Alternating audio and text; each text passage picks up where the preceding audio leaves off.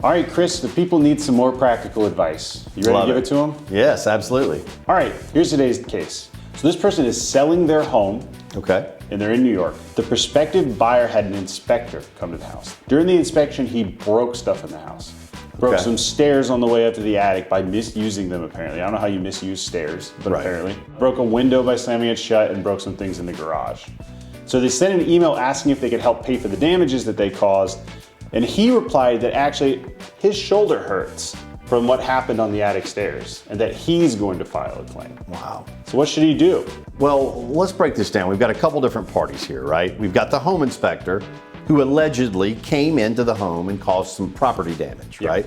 And then we've got the homeowner who is being accused of having some kind of a defective condition with their stairs or something like that that caused injury to the inspector. So we've got property damage that's been suffered on behalf of the homeowner, and we've got a personal injury that's been suffered on behalf of the home inspector. The home inspector, of course, has a right to be there. He was invited to be there. He's doing a job. But that doesn't give him a right to tear up your house. Home inspectors are essentially going to be allowed to do what's called non-destructive testing. They're not going to be able to come into your home, cut a hole in your wall, tear up your stairs, rip up your floor just to do their inspection, unless you've agreed to that. Here, it sounds like he was a little careless in doing his inspection and broke windows, damaged other property. So if they can prove that he truly was the cause of the damage, I think he'll be responsible for it. Now let's flip the script here and look at his injury claim. He's going to have probably a little tougher sell if he can show that there was a defective condition that he didn't know about, that the homeowners knew or should have known about. Then he may be able to recover. These stairs, for example, right?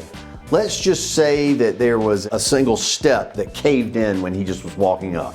Well, he may have a claim for that because look, you got a busted up staircase. But it's going to depend on what exactly caused his injury, and was that something the homeowner should have warned him about or corrected previously. There's a little bit more context here. Sure. First off, they say it seems sketchy, obviously. Yeah. The guy didn't seem to have any sort of injury when he first left the house, of course. Okay. And then apparently there were 2 other inspectors who came at some point and didn't have any issues. Yeah, one thing I would say in this case, you've got the homeowners reaching out to him first, saying, hey, you caused property damage, right? And then his response is, oh, I got hurt there.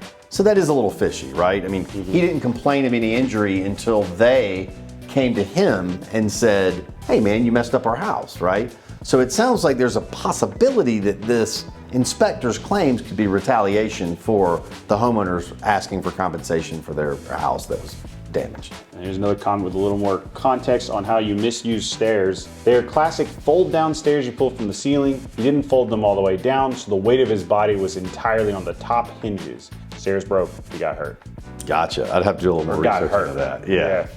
And see exactly what he did. Sounds like it may have been his fault. Top comment here, let's see if you agree with it. It says, file a claim and let insurance tell this guy to pound sand and get money back for the broken stuff. Yeah, I mean, that's exactly what I would do. I would pursue him. He very well probably has insurance to cover his work activity. So I would file a claim against his insurance for the damaged property. And then I would just turn the other matter over to my insurance company and let them handle it. Yeah, super case by case though, right? Absolutely, 100%. Right.